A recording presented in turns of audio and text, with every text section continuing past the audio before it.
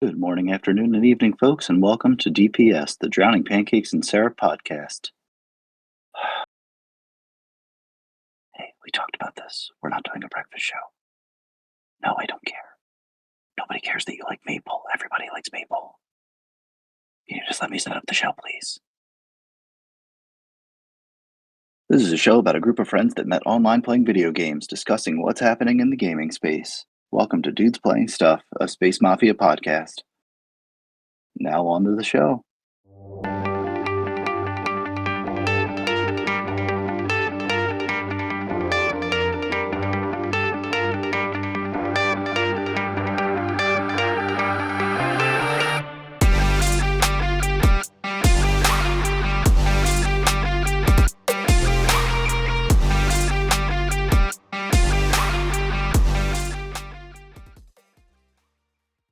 Are we counting this as episode 1 or are we going to count this as episode 2? I mean, we had the pilot episode.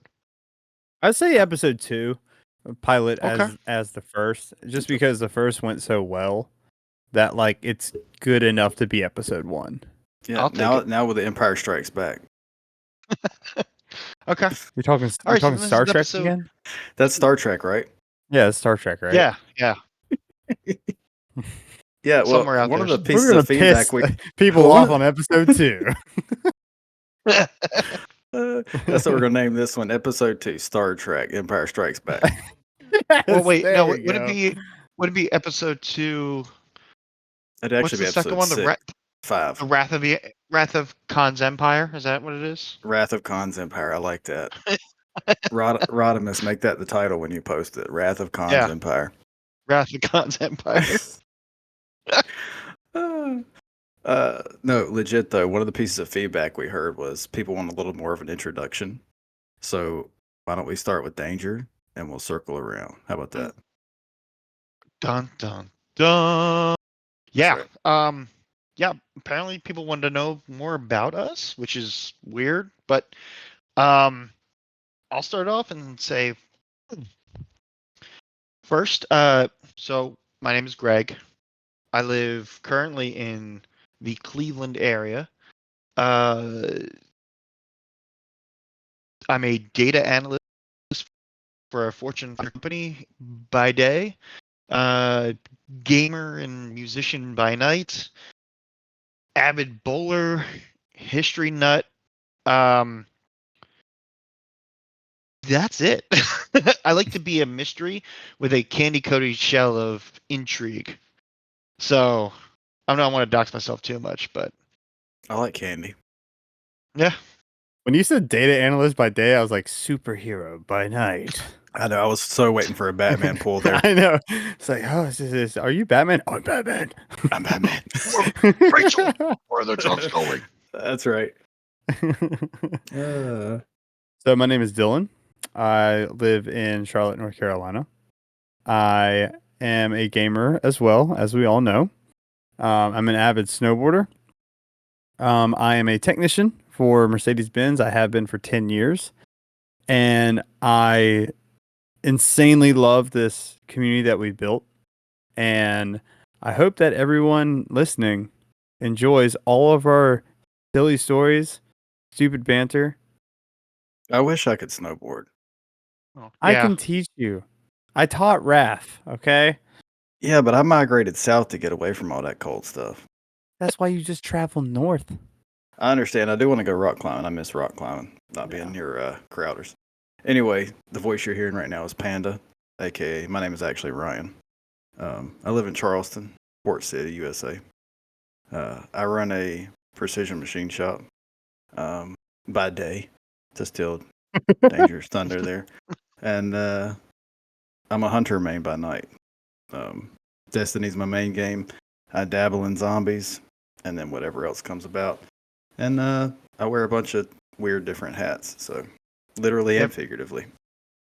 For those unable to see, because right now we are using our cameras, but we're not having a live audience yet. We're all wearing our recording hats. That's right. Mine just so happens to be a Actually, bowler. literally wearing hats. It's funny, we have a bowler. Mine is just a regular ball cap. And then, Greg, what Greg's- is yours? What is the name of that? Mine, I call it a cabbie hat. I don't know what the actual proper like. So the I've technical heard, term for that Here we is go. a flat cap. Here we go. There he is. We got the hat master Uh, over there. That's a flat cap. I can't see how many panels you have, but it looks like a single panel from here. I think it's single. Yeah, that's a I single don't know. panel. Here, I know it looks sexy on you, Take my bud. headphones off. That looks great. Yeah, it's a single panel. It looks sexy. Is that the one you got? Is that the one you got when you were visiting the UK? This is one of them. I bought two. I got Nice. One Yeah, just wasn't good enough. It never well, is, bro. you know, Ask me, I'll tell you. it's true. Yeah, I bought one. I brought a green one and a gray one, and I was like, and I had the one that Ryan got me probably a year ago now. I brought that with me, and I was like, I can't have enough hats. And everywhere we right. were walking around in England, particularly the countryside, everybody had these hats on. I'm like, well, I gotta blend in, so fuck it. I'll get more. So quick hat history with Panda. The flat cap was actually known as the working man's cap. So the higher echelon of higher society would always wear a fedora or a bowler or a top hat, and your working class gentleman would wear a flat cap. So that's where the flat cap came about, and then it was popularized by the show Peaky Blinders for everyday use for current society. But the reason they wear it is because they're the working class. So there's your fun hat fact for the week. Learned something new today. That's right. That's right. Look at Bell, are you that. still playing? Are you still playing Power World? No. You- No. You No. said that very I was- definitively. Well, okay, so it a little triggered actually. No. Last night I helped co-host the Blueberry Lounge with Sweaty Spooks, and Sweaty Spooks and Native Raider have started their own Power World podcast as well, and I'm not even going to plug it because I don't support it. Okay. I thought Blueberry Lounge was a Power World podcast. It's You're telling turning me it's into not? one. Oh, okay. Last night I was like hovering over that leave chat button every time they're like, "Oh, Power World's the best world. Power World's the best." And I am saying this because I'm just taking shots at Native and Sweaty. No, I love those guys over there. It was a great time last night. But the Destiny 2 podcast did turn into a Power World podcast towards the end there. Now, did they not start a Power World podcast? They did. No, they did. They definitely did. They're doing episode 2 here shortly, or they already have, or I'm just trying not to keep up with that. So what happened with your disconnect? I thought you were like kind of enjoying it last week. So when I started playing that, and I think I touched on this a little bit on the last episode, but when I started playing Power World, I got into it because they had like 4-person co-op or whatever, and I wanted to play with other people that were getting it. You know, we all kind of got hyped about it, but the thing is, you know, there's the pals and stuff, and you can go catch them, kind of like Pokemon and stuff like that. But then it's a survival game, and I've never played a survival game before. So when I started playing that, I was a little overwhelmed with like how much you had to do, a lot of the micromanagement. And I was like, dude, I just want to go catch these things and battle with them and shoot them and whatever you want to do with them, right? And it was the base management when you were doing stuff to like try to get resources and all this other stuff. And they were like, "Oh, they're not they have low sanity, or they're hungry, and you got to feed them." And then it's like, I just want to go explore this world, but I can't because all of my people are unhappy at home, and I felt bad for them. And then I was like, wait. Did you say sanity? "Yeah, they have a sanity level." All right, And carry on. I just wanted to stop there and make sure I heard that right. The sanity decreases the more they work and the less breaks that they have. Okay, you have become a ranch manager at this point, and you're like, "Oh, these are all my employees. They're not happy. Let me make them happy." So what do? What do you guys think you do? You put a hot tub in the middle of your ranch so they can just chill out in it, and then their sanity goes back up. And I'm like, this has gotten out of hand. I'm not liking this anymore. And I was like, but I was able to play with them a couple times. But the way that the multiplayer co-op, whatever you want to call it, is hosted, if the host leaves, then you have to leave too. So then you don't get to play anymore in that world that you just leveled up to level 4 and you built a house or something. And then it's Sounds just rude. gone. It's Sounds very rude. rude. Very rude.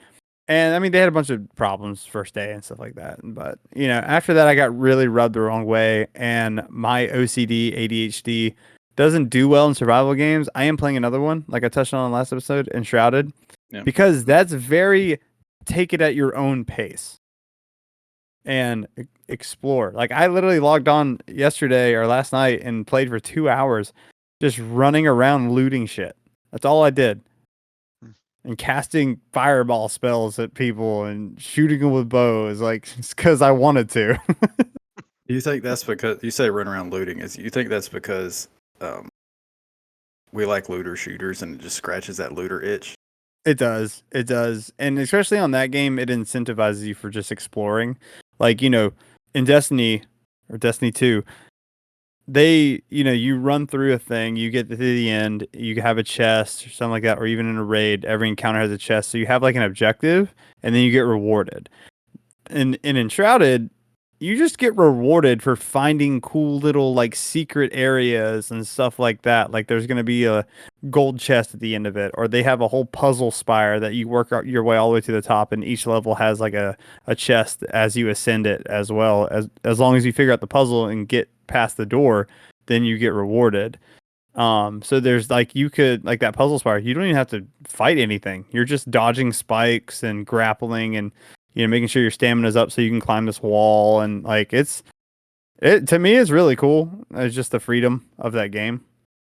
So Are you guys get into Destiny this week? I mean, I I know that's just kind of our main game.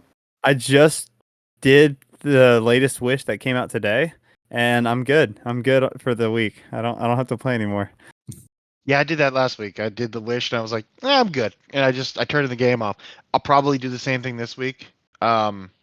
This week's easy. Is it? Yeah. It took us like 35 minutes. Well, granted, I did it with Kingsley and Kato, and actually, we just did that right before I came in here to record.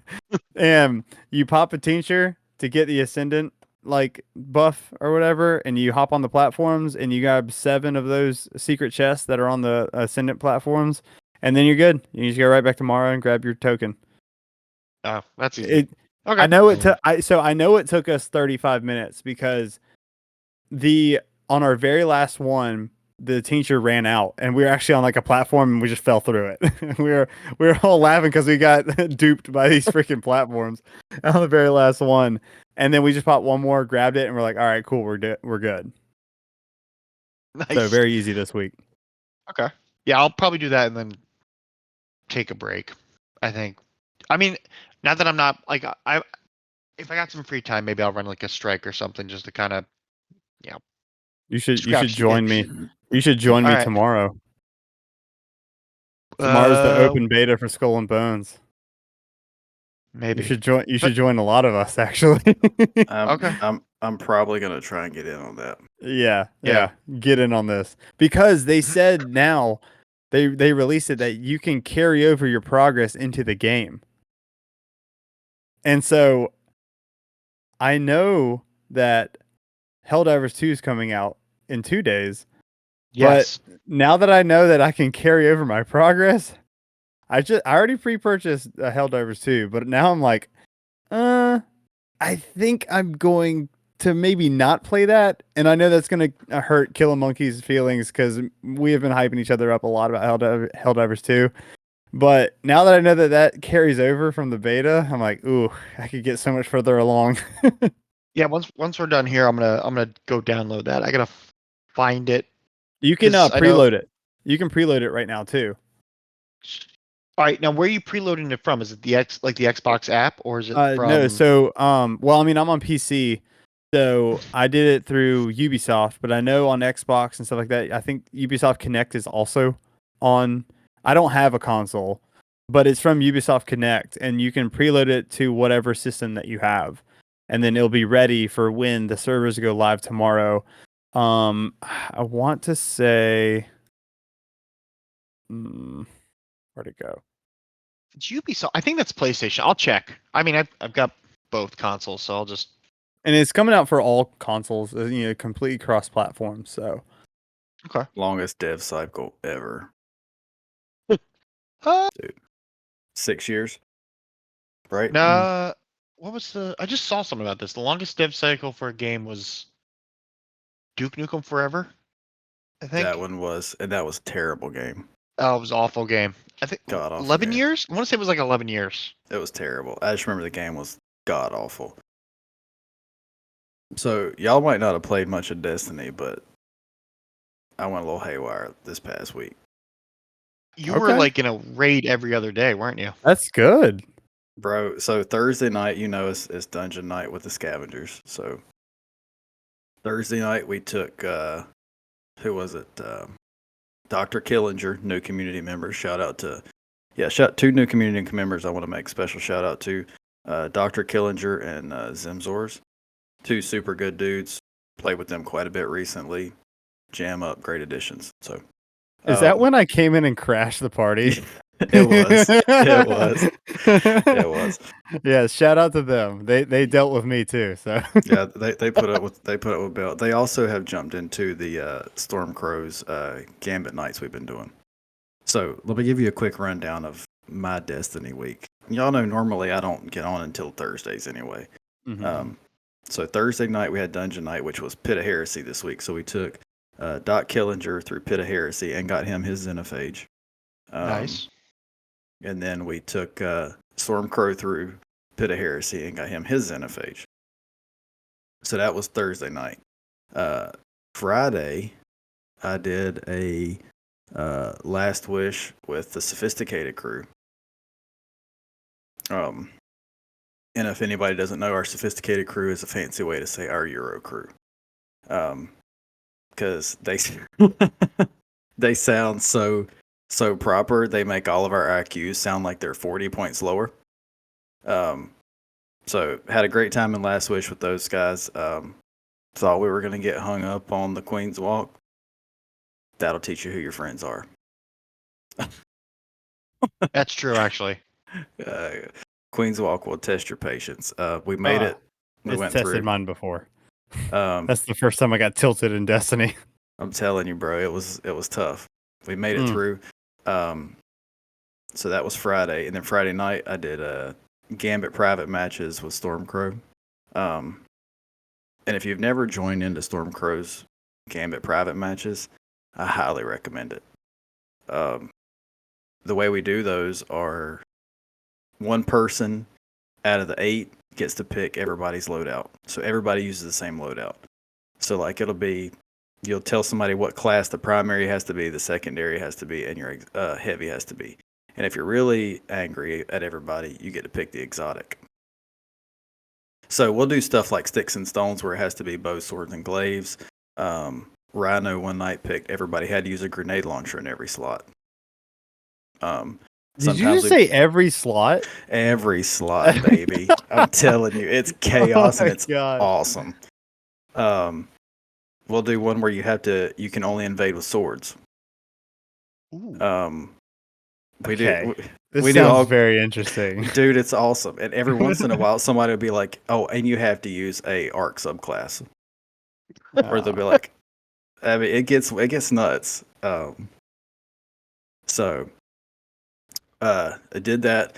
And then, so I had a triple header raid Saturday.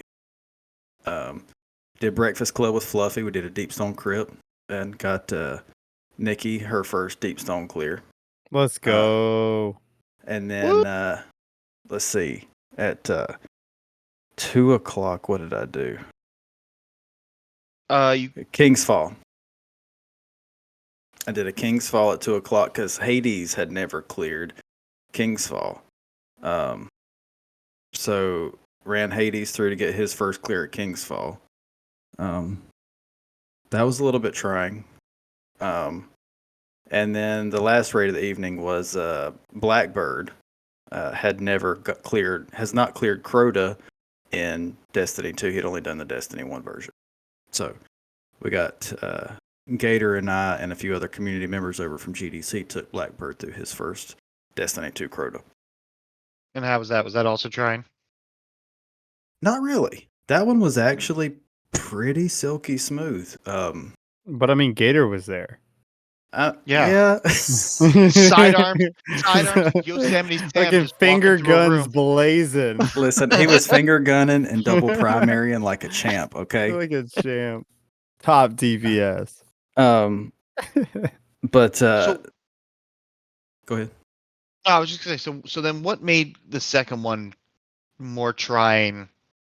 Because I to me, and I'm not trying to sound elitist or anything like that, but King's Fall. I mean, it can be difficult if you're taking a lot of new people through it, because there are some like little intricacies that you have to do through each one, and if you're trying to explain 5 different things to 5 different people, it can get a little hard. Right. But So- it's also not that hard of a raid compared to some of the other ones. No, You're sounding kind of elitist to me. No, I'm just playing. Like, compared to a Last Wish, no, it's not that bad, right? Last Wish is pretty mechanically technical, but it's nowhere near like a Garden, right? Garden to me is one of the most technically hard raids in the game next to Val. I guess that's what I meant more, was like you could theoretically still carry people through King's Fall as opposed to Last Wish or Garden or even Vow. Vow, I think, is to me was like with the first raid where it was like, okay, guys, like everybody needs to have a part and everybody needs to do their part, or nobody's getting anything done. Yeah, or we are not moving forward. Yeah. You got your pictures ready? You got your symbols on your side monitor? Let's go. You're holding up your phone and you're typing on the like, all right, it's Clover. It's whatever. Just pick one. Yeah, Big brain. Big brain. Just describe what you see. That's it's kind of like when we do Vault and Last Wish. I'm like, just tell me what you see. I'll figure it out. Yeah. No, what I was sure it was a double Sherpa, right? So it was Hades and Heyoka had never cleared it, so I was double Sherpa in it. And the problem is when I set up a raid and I say beginners welcome, and I'm saying who it's for and that it's going to be a fun run, I feel like the person that sets a raid up like that should be considered the Sherpa of the raid, right? Right. Theoretically, because I'm not asking for a Sherpa because I know what I'm doing, right? Mm-hmm. So that means I've got this. Well, the problem runs into is when you're trying to explain things, and you guys have ran raids with me that I've Sherpa'd. I feel like I talk just like I'm talking to you guys now. I'm laid back. It's pretty chill. I don't get excited. I explain what's going on. Raid etiquette. You made me cry once. I think that was it. No big deal. You've only turned me on every time. That's it's just it's that southern drawl I got. I know, right? Ooh, just even right now. Ooh. So I tell you who's got the best voice though, and I can't wait till he Sherpas regularly, is Heyoka. I tell you what, that dude, he's just silky smooth. Let me tell you something. It's worse when you're talking to him in person, because I've had dinner with him. Yeah. And he is so smooth. And just so we were at dinner, and he just kind of like leaned back in his chair and he's just talking to you, and you're just like, tell me more about your countryside. This is nice. I will take another glass of wine, thank you. Oh, we're gonna have another lager. Oh yes. So what you're saying is your wife got totally jealous. I mean, both our wives were there, and they were kind of talking to themselves while we just kind of. Snuck into the back room. We did not talk about Destiny or video games once, I don't think. Wow. But that's actually impressive. I mean, he talks and you just want to listen. And you're like, damn it. So he's good, also got a ton of stories too. Like that guy has lived life. For real. I want him to voice my ghost. Yeah. He needs to voice my ghost. That would be cool. So I guess what really comes down to is raid etiquette and gaming etiquette in general, but specifically in a raid, because raids are inherently complex by design. They're supposed to be. I mean, the Ronald, not so much. Excluding Did you just call it Ronald. the Ronald? Yes, the It's the Ronald. Ronald. Yeah, It's we're the gonna run the Ronald. Ronald tonight, guys. Yeah, I mean, Yeah. That's how much of a joke that raid is. I'm telling you, like it's the Ronald McDonald raid, dude. It's okay. It's very colorful, very flashy. At the same time, you just want to be like, I'm over this. Yeah, like A two people horrible can raid with a bunch of makeup on its face. run the raid. Everybody else gets to shoot stuff and don't die. Right? That's that raid. But when you're explaining something like King's Fall and you have two people like Hades and Hayoka who are not afraid to want to do the mechanics. So I'll say, this has X mechanic and Y mechanic. Do you want to participate? And they're like, sure. Okay, well, I have to explain that to you now. When you're explaining a mechanic to someone, let's say that I'm explaining to Bell, Danger's not going to randomly just start over talking me because he's a sweetheart and he knows how to raid. There are some people who do not know how to shut up when somebody is talking. I had to put my dad voice on a few times during that raid and basically tell people to stop talking because I'm talking and I'm explaining what's going on. I think at one point I'm in the middle of trying to explain War Priest, right? How do you do War Priest? One of the more complex encounters within that dungeon, as far as how the plates operate. And the conversation about a weapon ornament starts happening while I'm mid-sentence. No. Yeah, I would have been triggered. No, sir. No, sir. I stopped and I said, I'm talking. You can wait until I'm finished.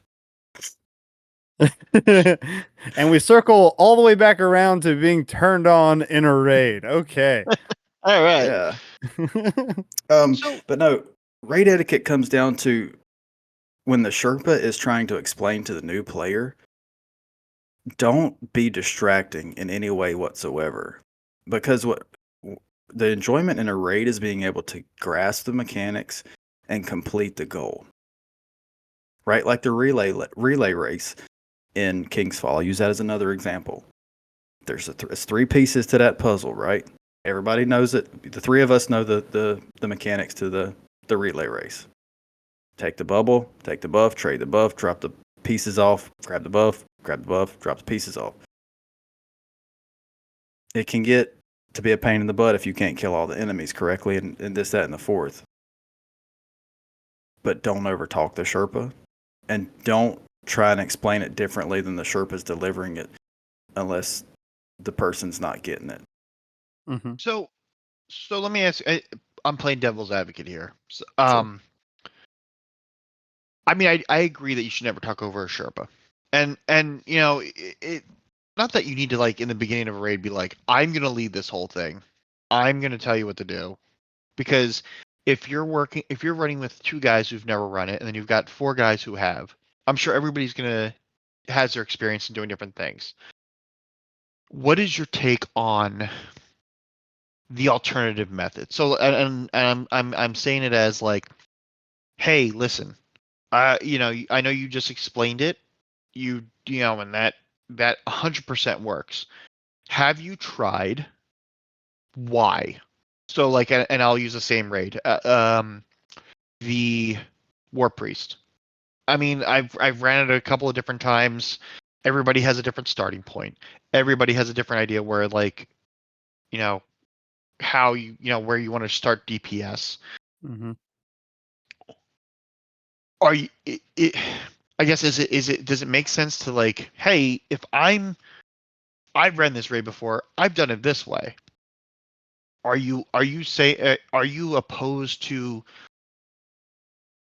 being open to that with having two people that have never ran it before, so that way they get at least one down?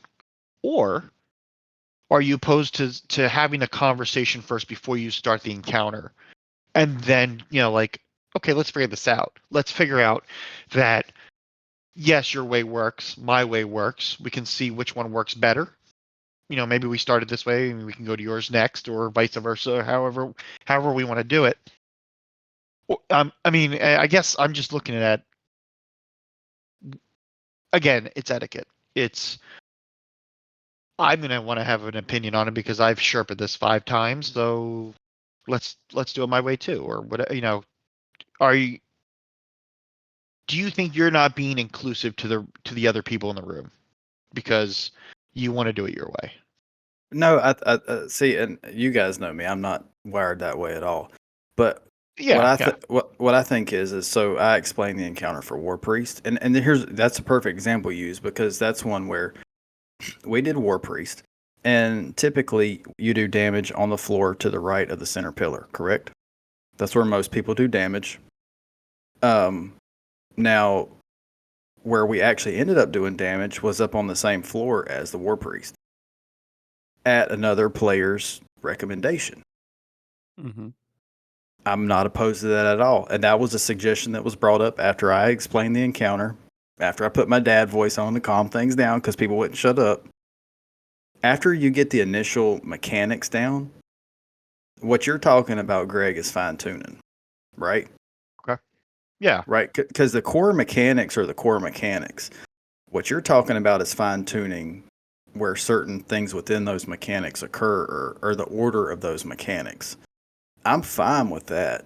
Where the problem comes into is when you're trying to get the base layer laid down for the new players, and you get the over talking, or you get the conflicting information when the base layer's coming in. Mm-hmm. Get the base layer in, and then let's mix it up a little bit. Because we actually ended up doing damage on the floor with the War Priest, which I'd never done before. It worked out great. I'll probably do it that way going forward. Oh, like Ryan, like the way you're saying this is the actual should be written in a rule book of raid etiquette because Kato is doing Sherpa runs over in TGH now too. He tries to schedule them like every Friday, stuff like that. And that's like his number one rule. And he tells people that are raiding. I mean, most of the time it's the people that he raids with all the time. They know what they're doing. They know how he Sherpas, stuff like that. But he will still be like, hey, do not talk over me when I am trying to explain these encounters. And it's funny because I ran with like their normal crew through Last Wish, and we can just usually just breeze right through it. Well, it was Kato, Kingsley, Ed or Edifier, Dice Goblin, Sweaty Spooks, and myself. And so usually when we're running through, like me and Kingsley and someone else that knows how to read, like Sin or Kato, will read so we can just go through the vault pretty quickly, right? Well, Dice stood up and was like, hey, I want to learn how to read this. Or she read one time, she's like, I want to get this sunk in. And then Sweaty's like, I kind of want to learn too. And then Ed was like, I've done this thing so many times that I've never read. Let me do it too. And so we're all just awesome. like, all right, 3 new readers, let's go. Yeah. And we knew we were going to be in there for 30 minutes. We knew it, right? But, once Ed was like, okay, like, how do I get this? Kingsley and Kato started telling them, and then we were just silent because I already knew what to do, but I knew that encounter takes a lot of kind of brain power when it comes to like memorizing which side's left and right, trying to figure out what it is. And sometimes I've even played the scribe in that, where I will type that in Fireteam chat of like which one is a P or an A, and because I feel like that helps when people are learning. And but it's like whenever they're trying to explain something, you do not talk over them. Especially Kato. You do not talk over him. He'll let you know. He will let you know. It's funny because I was once the shirt comes off, he means business. Exactly. Like That's I right. remember we were going through it. Like he'd already explained it and stuff like that. And so once he was done, we kind of got back to normal, right? And so even me, like I started being my ADHD self, just kind of going off the wall, doing some like just saying random shit. And I had said a couple too many things, and even Kingsley checked me. He's like, "Hey, Bell, shush," and I was like, "Got you." Like, and so you have to respect that too. Like, if one of the Sherpas or one of the people that's done it way more than you tells you to like, "Hey, please be quiet," or if they even tell you to shut up, I mean, whatever way that they come across with that, you listen to them, or you can get out, and then we can bring somebody else in because we have enough people to fill those shoes. I'm saying we're a big community. Exactly. And that's kind of what would happen with me. Like there would be so much, especially when you get to the end, like towards where the sisters and the Oryx encounter are. there's a lot of moving parts at the end of King's Fall. There's a Mhm. lot of moving parts. And again, I'm a very calm, straightforward, explaining person. And Heyoka was getting lost in the sauce. Nothing against Heyoka, but it was because I'm trying to explain in my manner. And then there's this hyperactive, really fast paced, loud, intense voice in his ear. And I'm like, hey, let me explain this and be quiet for a minute. Yeah, especially when it's like the fine tuning area too. Like, say you've already explained it, but they have Yeah. questions. Okay, Yes. clear the air so they can ask the questions and get the answers that they need. So that way we can progress and they can learn. Because that's the reason for a Sherpa run is to teach somebody the whole raid. And it's like, and if you're not in the mindset of being in there for way longer than you normally are, then you're not the right fit to help with a Sherpa raid. Yeah. And so what ends up happening, I was like, hey, let me answer the doc's questions. Let me give it to him. Give me a minute. Be quiet, please. We cleared the encounter on the very next run. There you go. Because I have Sherpa'd Heyoka specifically through probably about 90% of his in-game stuff. I was there for his first Grasp of Avarice. I took him up Spire of the Watcher. Mullet and I have taken him through pretty much every dungeon he's ever done, right? He's been with me on almost every raid he's been in as far as for the first time. The dude knows, him and I exchange information very well. It's kind of like every one of us in the chat. We exchange information very well. We know how to do in-game content together. It goes silky smooth every time. When you throw the unknown into the mix, who starts giving conflicting information or giving information in a different way than somebody's used to, problems occur. That's all I'm saying. Respect the Sherpa. I'm not saying to not give your input, but don't discredit or go around and confuse the person from what the base Sherpa is trying to say. Is that, I mean, am I wrong? I don't think I'm wrong. No, not even a little No. bit. No, I think that's like the golden rule across chirping, rating, stuff like that.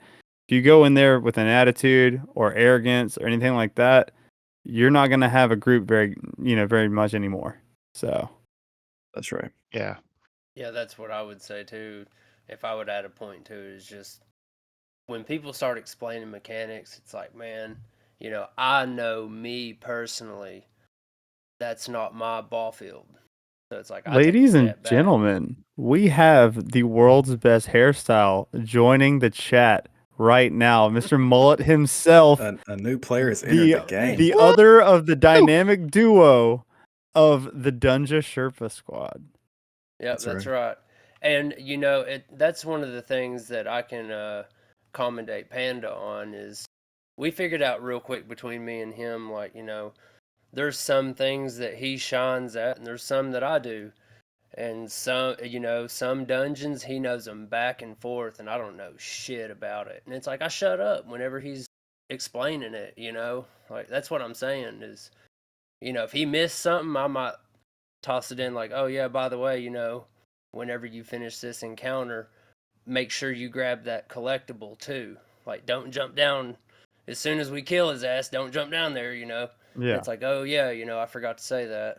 And I don't have a clue where those collectibles are at, homie. That's all on you every time. Yeah, but that's what I'm saying. Like, at the end, you would explain the encounter and say, then at the end of it, the door opens and it's like, I can jump in and just say, hey, real quick, grab that collectible too. That's right.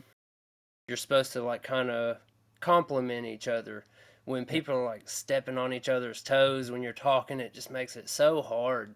Like there's 6 people involved, A lot. on raids specifically. So if you guys have never been in one of these Sherpa runs, you'll understand why they are so good together. Because Panda can do these mechanics very well, right? But you know why he can do them so well? Because this guy Mullet has everything dead the moment you walk into that room. He's a Okay? murderer. He is a murderer. And he remembers where all the collectibles are. So you guys are going to have a great time. Yeah. I And appreciate that. and keep in Yeah. mind, there's times in those dungeon runs that they're probably not going to speak to each other for a hot minute because it's like watching two things just work together at the same time. It's almost like insane. They just know. They know what the other one's thinking. Like Constant the movement. Wonder Twins. It's Yeah. like Robert Downey Jr. said, it's because we're connected. Yeah. Yep, that's right. But yeah, I mean that was kind of my thoughts for the week. Is just like have some respect for the person that's Sherpaing whatever piece of content you're in. And if you're joining up something that somebody has put out in the bot or in an LFG chat that says, "Hey, new players are welcome. I'm willing to help somebody." Have respect for that person that's put that out there. Don't be afraid to put your 2 cents in, but have respect for them and enhance the experience. Don't try and dominate it. Right? This goes back to what you asked, Greg. Bring your ideas to the table, but let the base Sherpa explain. Yeah. Just like Mullet and I do. Like if it's a dungeon that he's like, for instance, duality. He's way better at duality than I am. He's gonna say, "Here's what you do," and if he says something and he's going through the encounter and he drops something here, I'm gonna scoop it up and I'm gonna say, "Yeah, and do this." But I'm not gonna try and reinvent the whole wheel of what he's already said. So it's help the Sherpa when they need it. Shut up when they don't, I guess is the best way to say it. And the second point is, don't be bouncing off the walls with your tune the whole time they're trying to explain something. Bell. This guy. I've been told to shut up way too many times. but look, no, I mean like specifically with your character in game. Mhm. Okay. Oh, like that. I was gonna say because I bounce off the walls all the time. Yeah, no. So Heyoka brought it to my attention. He said it's very distracting to see a person's character like run off into this room, run off over here, do this, do that. When you're trying to listen, but you see somebody's tune moving all over the screen. Like, So hang out and emote with each other. That's cool. But like to dart off into this room, like, what's he doing? Like squirrel. Yeah. Yeah. So I think though that not that that's on the Sherpa, but I think that needs to be addressed in the beginning of the raid though. I think you need to, like, as a Sherpa, that is kind of your job to say, hey, listen, we got 2 new guys, I'm gonna be showing them everything. Try to stick together. Don't run off. Don't be I don't know, a distraction of some sort to the people, because there's, and especially depending on the raid, like, if you're trying to Sherpa somebody through like Last Wish or Garden, I mean, honestly, like, you need full focus. Just like, look at me. I'm telling you something. Like, don't look at this. Look at me, because I'm going to point to these very specific points, and you need to pay attention because this is important. Exactly. This is now your job. That's Not our this job. is your job. And we're not going to be here for 4 hours, okay? Okay. Yeah. Exactly. I got shit to do. That's right. I mean, I know it sounds like we're complaining. We're not completely complaining. We're just, I think we should say that, like, we are a community that likes to help people. We, especially everybody in this room, we are people that, hey, you need help with something, we will help you. But you got to keep in mind There are that some rules and guidelines. Yeah, we A are little bit. volunteering our time to help you. Help us help you. That's all. That's right. Exactly. Jerry Maguire, I like the that. situation. I like that. Yeah. And show me the money. That's all. Because at the end of the day, my goal is to get you to the point to where you can Sherpa the next guy. Right? Like, Heyoka he's messaged me recently and he's been like, hey, I'm starting to help people. Like, bro, that's dope. Heyoka had never done any multiplayer anything in Destiny until he ran with Grasp of Avarice and Spire in the same day with me and Monkey. Ever. and now he's helping people. That's amazing. Yeah, That's it's what bananas. that's what we're after to help continue moving forward. So, not to beat a dead horse, but you know, Get that big old beating stick out and just. I'm telling you, man. If I have one thing to say, is as much as everybody knows, I'm probably Mullet and I are probably two of the biggest community guys out there as far as helping people. Have some respect for the people that are trying to help. That's all. That's what it really comes down to at the end of the day. So, anyway, Space Mafia is having a competition. Oh, that's right. We are. That's a great little segue you got there. Went from a very Jerry Springer final moment right into the announcement. Right. Well, but before we jump into the Olympics, Mullet, you missed introductions. Greg, Dylan, and myself all introduced ourselves. Do you want to drop a something about you? Do you want to drop a Mullet I can say a little introduction? something about myself. Fire I've away. been playing since Destiny 1 released, pretty much since launch week. I'm addicted to it. I have problems with it, but other than that, I have kids. I work full time. I do have a mullet. I enjoy it. It's my favorite thing ever. And I'm playing right now. I'm playing it right now. Altars of Sorrow. Look Wow, at if you're you doing tithing. altars, you do have a problem. You're Yeah. tithing. And I saw your most recent haircut picture. It had me sweating a little bit. Oh yeah, I'm enjoying it. Getting where I want it. That's right. After old fucking Cricket Eyes messed it up. Do you just go in with a picture and just like, look, this is what I want to look like. Like Mel Oh, Gibson no. from the first Lethal Weapon movie. Can you make this happen, please? Oh, that's what I want, dude. That would be so awesome. I don't know. See, man, you've got like some people that have a mullet, and it's like, oh shit, they've got them. You know, they have a fucked up looking haircut. It's like a long men's haircut, but like, there's mullets out there that are so good that it'll trick you. You can't even tell. You know what I'm saying? Like Brad Pitt when he had a mullet. Nobody could even fucking tell. Nobody knew. It was Wait, just Brad Pitt had with a long mullet? hair. Yeah, He just when had did long Brad hair. Pitt have a mullet? Exactly. That's what I'm saying. I gotta Yeah, like Google this. like Brad David Pitt with Beckham mullet. too. Oh Yeah, like David Beckham, same thing, man. Nobody even knew he had a mullet. He's David Beckham, you know. He's David got a Beckham long can men's do that. haircut. It's Well, a long men's haircut. Well, he's a stud, so he can get away with anything, basically, right? Yeah.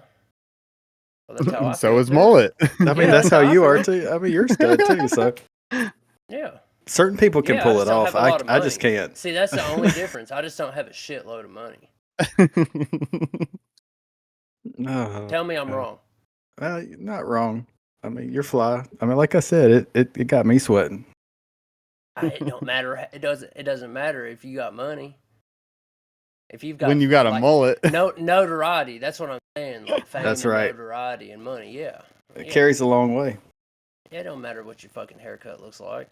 That's right. True. That's just my opinion.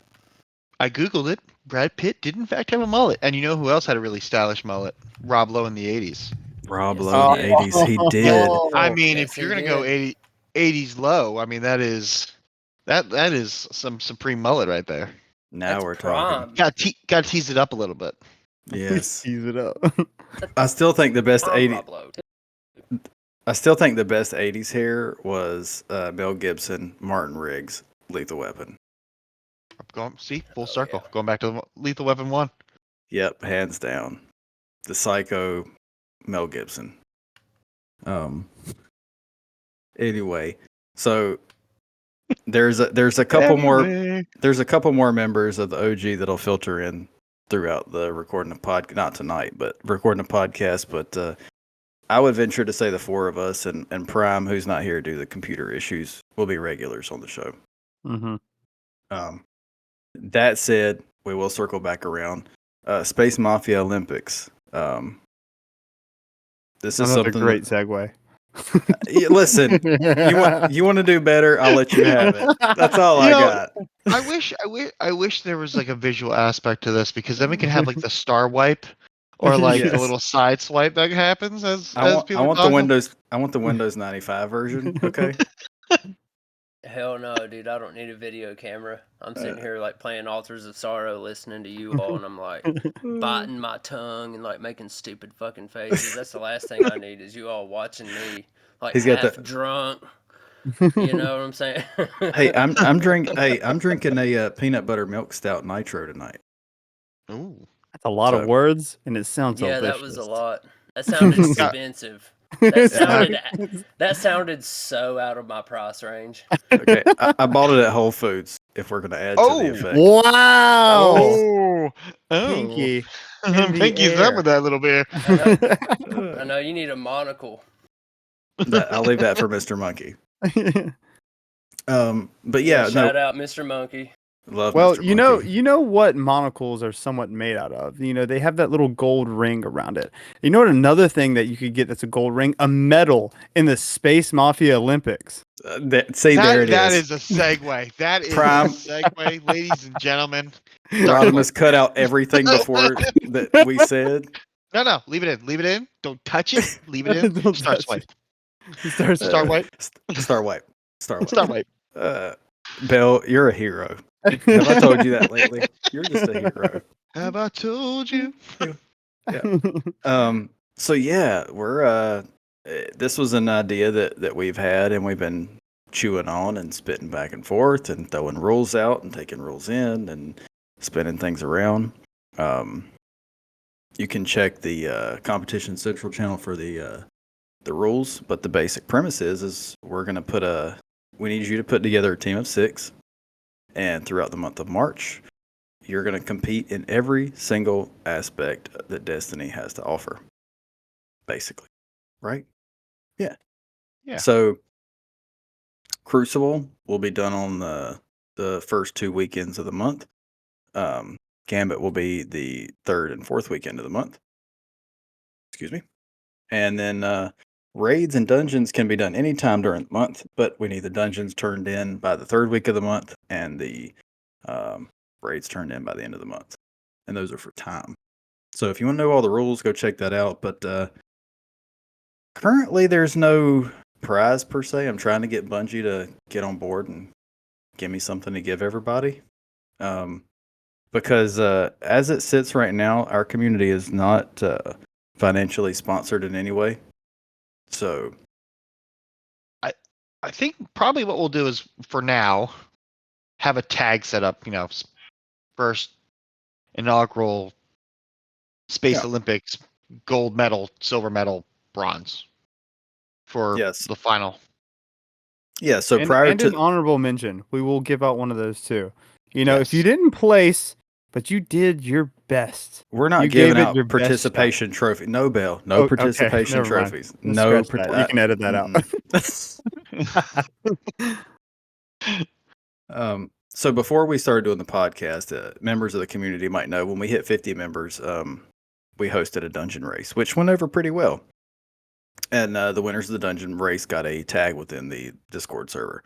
So what Greg said is basically the same thing. You'll get a tag in the Discord server.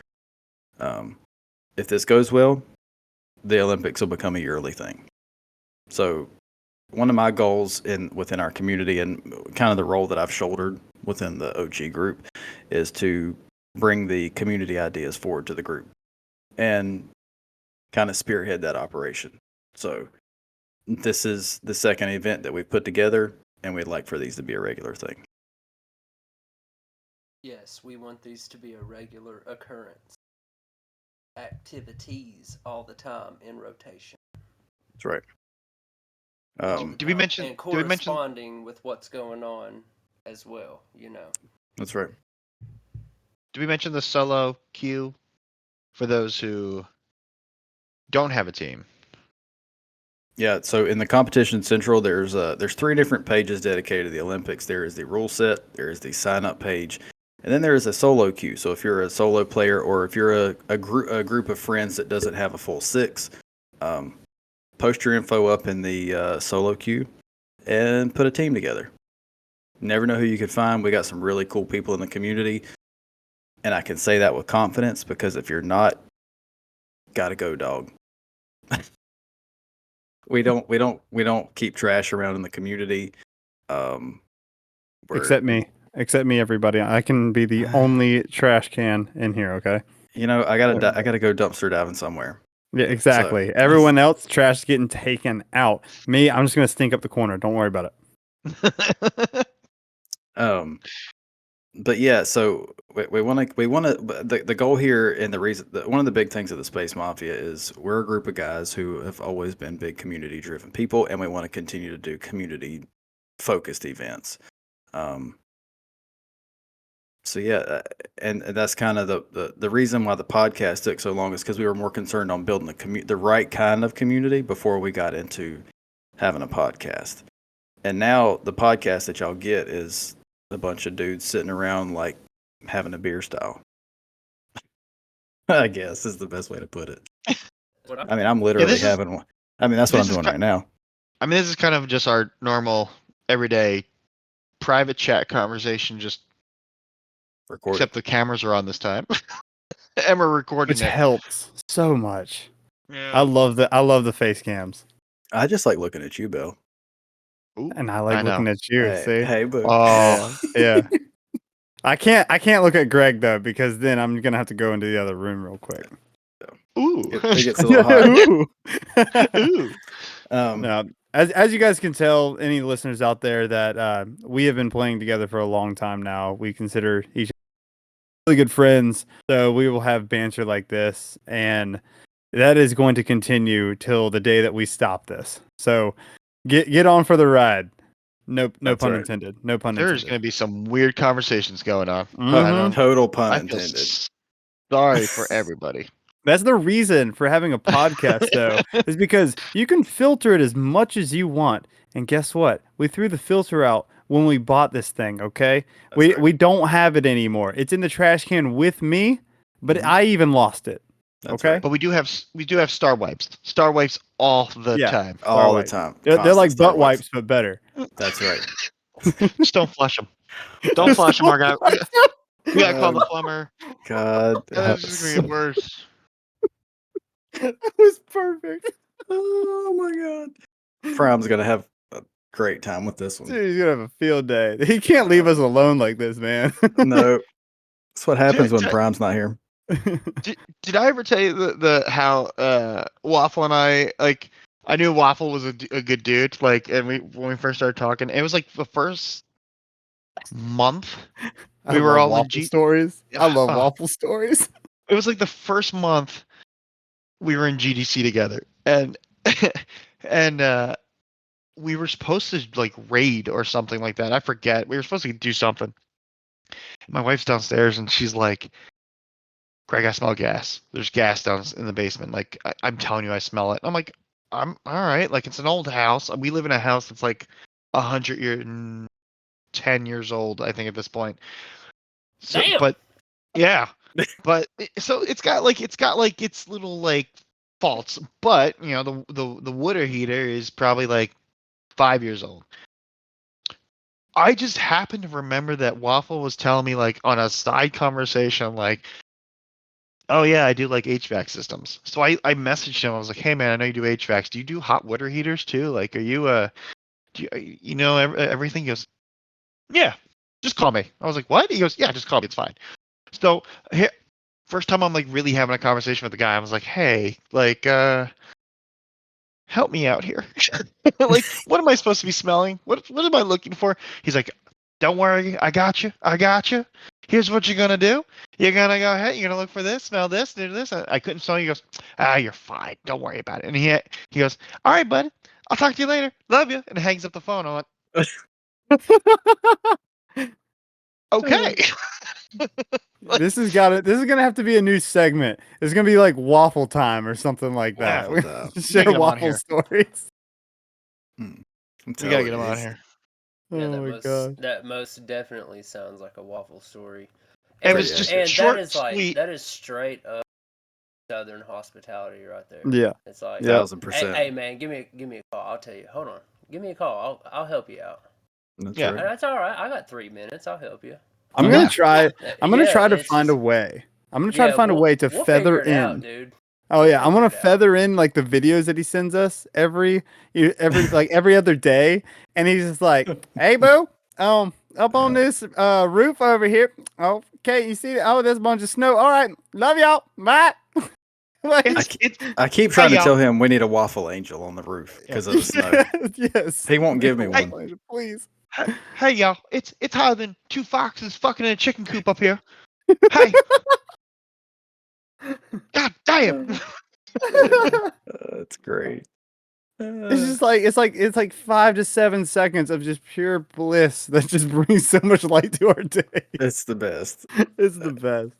We're gonna have to patch at least the audio in because the general population doesn't get what we get. Yeah, exactly. It brightens the day. It really does. Yeah. It does. That just goes to show you the community we have, though. It's just like, and he is one of the founding members with us as well. And we just love having a good time here. That's the general consensus, I think. Mhm. Yeah. Oh Lord. All right. Do we want to talk about this whole Justice League thing and them shutting that thing down? Or are we gonna let that one fly? Well, we can let that What you one think? fly till next week if we want. We don't have to. What's I it? watched a stream of this game. The skill ceiling to this looks insanely high. Okay? Kind of like It playing looks- Hunter. It is a crazy looking game. Yeah, a lot of the reviews that I've seen of it has been like, it's very intricate. Like you can make builds and customize your skill tree and everything like that. But the game is boring. Yeah. I mean, I haven't played it yet, but it's almost like the Avengers game that came out a couple 3 years ago. I don't know if any of you guys played it, but it was That like game was super boring. oh god, you finish it in like 5 hours. I didn't And you're just enjoy like, it. Oh, nothing else to do. Yeah. Mhm. Like But it looks it's cool on stream, but like as a actual game that you play, I was like, I could not see myself playing this. Like it was a dude playing like Deadshot or somebody, and he was just flying around shooting stuff, clicking people basically. All you were doing, it was like a clicking simulator. It was like you just fly around, you just click. All those people down there, click them. Okay, they're gone. Okay, click them. Oh, it's a boss. Oh, he's gone. And I'm like, no, not for me. Hard pass.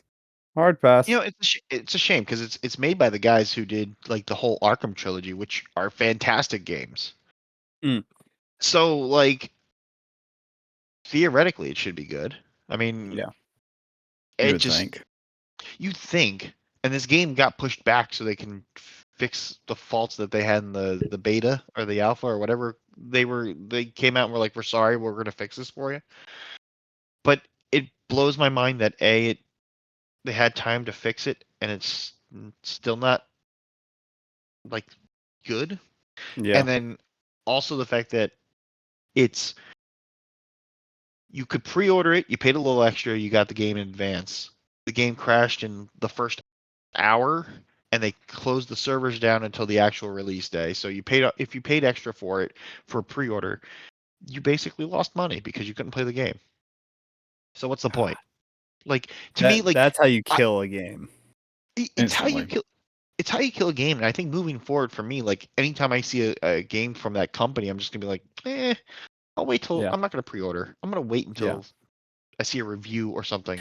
And I want to ask this question because I didn't really keep up to date with this, and I know we were going to keep this subject a little bit short. But was that like an actual full release of the game, The pre-order.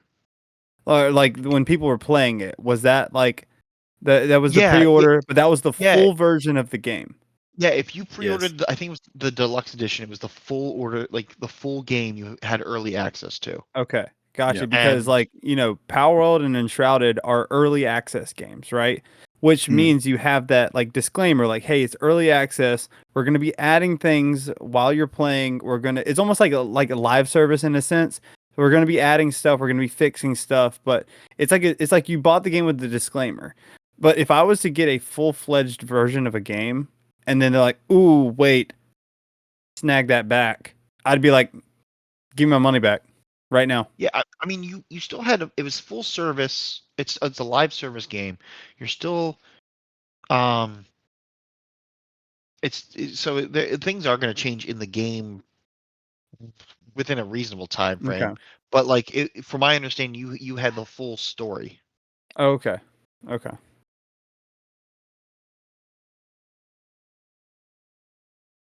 Gotcha. So, I mean, it's.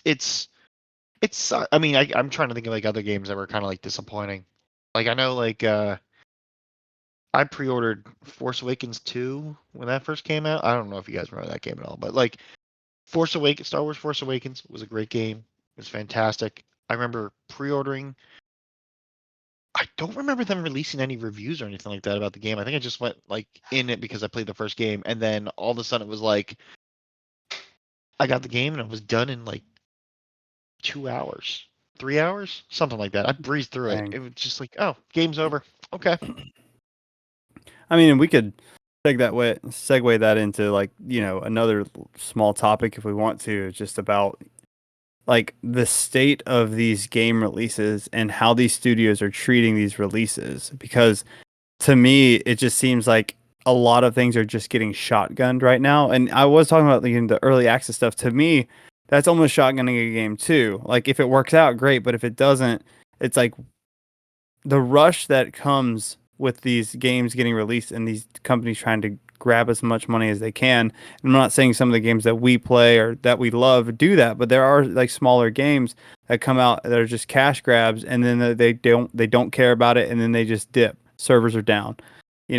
I just feel like a lot of stuff is getting rushed nowadays. Yeah.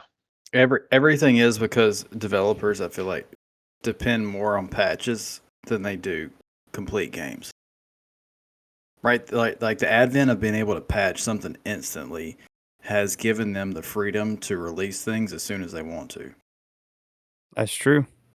And take Cyberpunk, for instance. That game should have never been released when it was. Yes, you're right.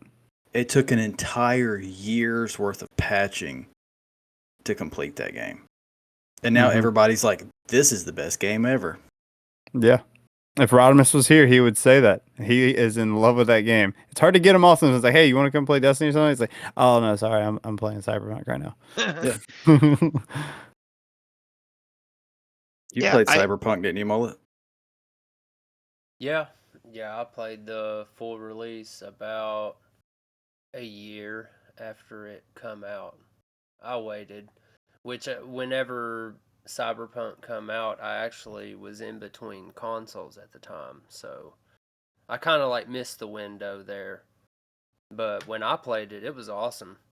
Here and there, I would have funny like bugs, but it's like, okay, I have the fastest car in the game, and I'm flying through this fucking downtown city that's like 8D,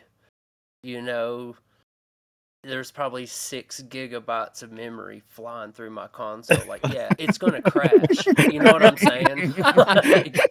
like, you know what I mean? Like, yeah, it's gonna fucking crash. What are you talking about? You just threw 8 grenades and shot a rocket launcher, and then like, a semi truck blew up. Yeah, your console's gonna crash. It's PS3's catching fire. Yeah, your fucking PlayStation 4 is gonna shut off. It's shaking on the counter like the damn toaster on Ghostbusters. Starting to sound like a microwave over there. Yeah, that's it's like, it sounds like an airplane taking off. Everyone's heard it. So like, when I hear people like groan and moan about like games affecting consoles or whatever, like, I take it with a grain of salt. It's like, yeah, I terrorize games whenever I play them. Panda knows I'm always jumping out. I'm jumping out of the map. I'm, trying to bug the system. Dude, when the Destiny weapon crafting was broken, oh man, I went to town on that shit, you know? It's just fun. It's just fun. When the game's broken, it's kind of fun. You are right. You are right. Even Bungie kind of leaned into it and put like the Sparrow shit back in Crucible, right? Yeah. Here recently, it was something about the Crucible. on They're like, multiplex. yeah, they were like, have fun, you know, wink, wink. We know it's broken. Fuck it, you know, it's fun.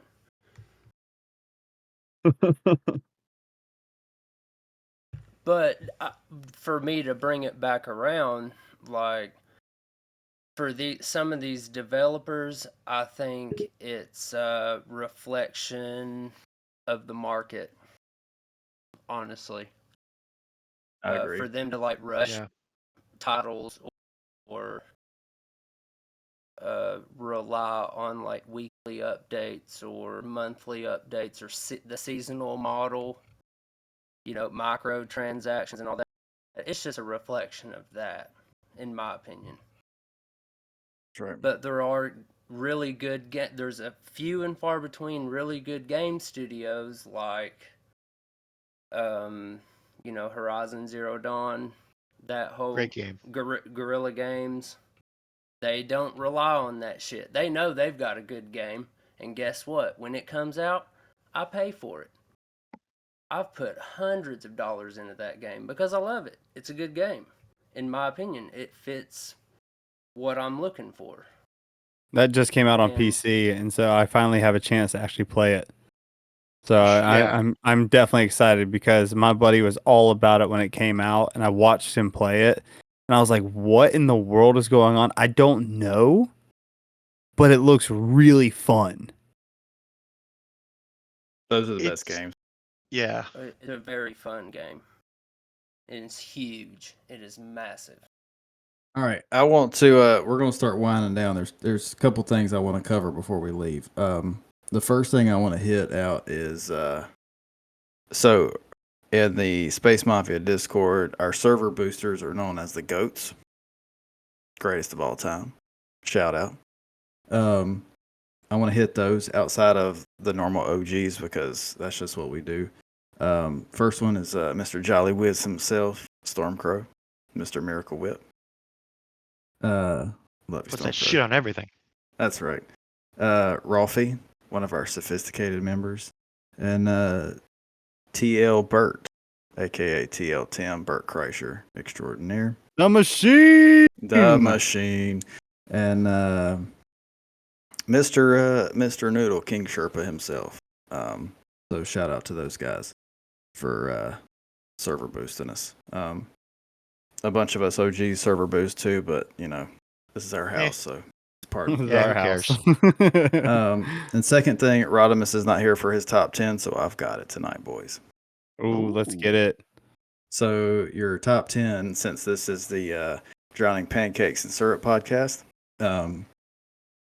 top 10 breakfast foods. Are we going now? Now? Yeah. We're going now? Yeah, we're going now. So Pancakes. Pancakes. All right, pancakes are number 2. Oh, damn, I thought it was going to be 1. I wanted to beat bacon. Bacon's number 1. Wait. Hands down. Is that number 1? I mean, number 1, hands down. Okay, that's respectable. Okay. Name something that wouldn't be good with bacon. I dare you. Okay, so y'all got 1 and 2 out of the way. Waffles. Sausage patties. Okay, we're or links. Okay, so sausage is number 10. Okay. We got the top and the bottom. Let's fill in between, guys. Out of curiosity, is it specific on what type of sausage? Because I think there's a difference between the links and the patties. On this particular list, there is not. That Greg is so into food. You know, years of culinary school and years in the industry. We're gonna get a top 10 one day that doesn't involve food, and you're gonna be SOL. Not gonna. I probably won't. I am just gonna sit here and watch you guys talk that whole time. I have nothing to say. He's like, I'm only here for the food conversation. Listen, guys. Yeah. Waffles are on the list, but they have a companion with them. Chicken and waffles. There you go. Number 3. Dude, I love chicken and waffles. Chicken and waffles is number 3. It Nice. sure is. Number 3. Yes. Okay. Okay. If it made the top 5, I'm cool. So y'all have to do 4 through 9. Eggs. Any style or like certain style? You tell me. They're not even on the 10. Top 10. Eggs are not in the top 10 of this list. I'm looking. Get the fuck out of here. God, here we go again. This is gonna be that Arby's thing all over again. The Arby's. Donuts. No. Croissants. Was that the voice in the back of my head that just said donuts? Croissants are not on the list. Now something similar to donuts. Are you is talking on the about the list. croissant? A croissant. The croissant? A pain au chocolat. Just to watch y'all's mouth do that is hilarious. Croissant. Something very similar to a donut list, though. Scone? Crepe. No, that's more like a pancake. Yeah. Very, very thin pancake. Very small. Very. Just say I was like. think- Just say I like. was thinking more like sweet and covered in syrup. Wait, the donut or the pancake? I don't know if you missed this, either but I one. already said pancakes. No, y'all keep going. Y'all, there's some y'all left off the list. Like the most basic essential breakfast food of all time is what? Toast. I Cereal. swear to God. I'll give you toast. Avocado toast is number 4. Okay. Listen, Some people will be different. It is, but everybody that's saying that, calm down. We're just I'm going to gonna go with toast. Okay. we're gonna take toast. Yeah, We're going to take toast. I'm with you, Okay. though. Avocado Alright. toast is different, and it is delicious. I'm gonna give y'all some Oregon hints toast. to move things along. Cereal. What's okay? Oh. Cereal's number 6. Oh, okay. Okay. See, I don't even think about that because I think about cooking. guns. Biscuits and gravy. Or biscuits or Nah. Bowberry No. biscuits from Bojangles. Now, see, that should be on the That list. should be on the list. That's what I was gonna say. Man, this list is fucked up. It's a bad This list. list is broke. It's broke Ain't list. got you ain't got no biscuits and gravy on that list, man. Fuck them. That ain't right. Damn. They ain't right, motherfucker. Throw the list away. Throw it away. Okay, so tell us which ones we have right now. Catch us up. Okay. You need 5. You need Okay. 7, and you need 8 and 9. Okay. 5, 7, 8, 9. Did we get? Wait. You said earlier that there was one that was like a donut, but not donut. It falls in like the sweet breakfast category. I'll say it that way. Usually you put syrup on it. Cinnamon roll. Oh, you don't put syrup on that. You put icing on that. I mean, you can. You'd be a fat bastard. But actually, You typically if you've never tried Oh, it, dude, now you know. French Go toast. try it. there it is. Toast. Mullet got it. Mullet got What it. is French toast. Oh, toast. okay. Number 9. I got Yeah, you. dude. I got you. Yeah, French dude, you get toast. some sourdough bread with some fucking eggs. Whip it up. Put that shit in there on some butter on a skillet. Put some syrup on and and fucking powdered sugar. That's where it's at. This man has emotion about his French toast. Dude, French toast is always good. All right. I know what you're having for breakfast tomorrow. All right. So all right, I'm gonna give you help with Probably. some of the other ones. One of them is a starch. Potatoes? Hash Oh, browns. hash browns. What's the other one? The fuck? There is not another starch that you eat for breakfast. Don't make me What, give hash it to brown you. casserole? No, Hash brown casserole. it's not hash browns. It's the brother to hash brown. Carrot sticks. What is the Wow. brother of hash browns? Home fries. Oh It's my the same fucking- thing. that is. Home fries Panda, are little You're squares. gonna make me have an aneurysm over here. I'm serious. I'm literally. You're about to lose a host. Okay. Okay, I'll give you hash browns. Fine. So Okay. all right, so you only have 7 and 8 left, and they're 7 and 8. basically the same thing, and it goes back to our conversation last week for last week's top Breakfast 10. Breakfast sandwich. burrito. Okay, you've got both of them right there together, 7 and 8. Let's So- go. So Finger So- guns. all right, finger guns. All right, that's the top 10 for the week. If Rodimus Oh doesn't my like it, God. he can edit it out, and we'll come back and re-record it. No, that was perfect. We don't re-record nothing. No, No, we're God leaving help. everything in. Good luck with this, Rodimus. We love you, buddy. Yeah. Should be pretty Um, easy. Outside of that, guys, that's all I got for Yeah. tonight. The only other thing I would throw out there is we have a Discord, we have a clan. If you want to join it, just ask one of us. We'll hook you up. Yeah. Yep. And if you can't find us, look in the L Sector Discords or search Space Mafia Discord or reach out directly to us. Mm-hmm. GDC, TGH, BBL, PTP, ABC, NBC, CBS, CBS, Fox. MSNBC. Yeah, we are. We are out there. Listen, we're the Misfit Syndicate on Bungie.net. That's right. That's right. Reach out to us anywhere. But yeah. That is it, ladies and gentlemen. That is episode 2 in the books. Now, Rodimus, cue that outro music.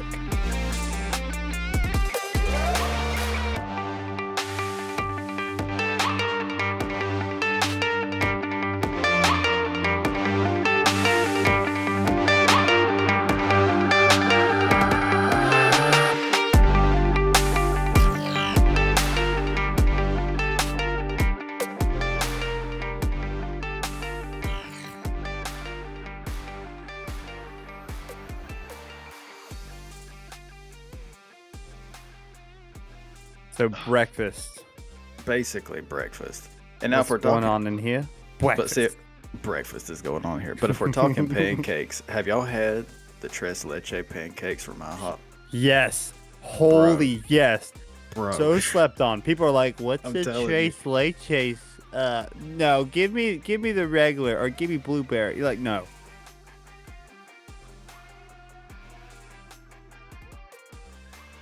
Well, you remember IHOP changed their logo for a hot minute?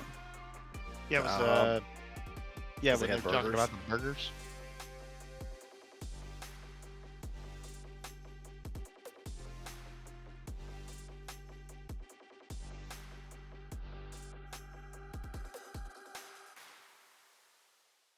ATF hit That's the the floor. son of the police. See, they're the ones that I'm more worried about is the ATF, not the FBI. The FBI and the ATF are here. Hit the floor. All right. Let the bears hit the floor. Let the Did y'all- bears hit the floor. Did y'all actually?